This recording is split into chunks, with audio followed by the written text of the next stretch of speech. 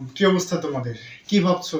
এ, B, C, এই যে C কথাটা বললাম, এর উচ্চারণ কখন ক হবে, কখন দন্তস্ব হবে, কখন স হবে, এটা নিয়ে টেনশন।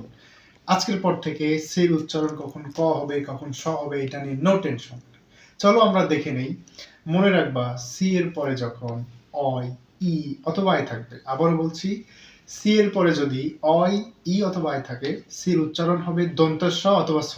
অন্য সব ক্ষেত্রে কিন্তু সির উচ্চারণটা ক হবে। For example, C A T cat, এখানে কিন্তু সির পরে অয়, ই, আই কোনোটাই নাই, সুতরাং এখানে সির উচ্চারণটা হয়ে গেল ক। আবার C I C L E cycle, এখানে কিন্তু সির পরে আই ছিল, যার কারণে সির উচ্চারণটা হলো দন্তের স।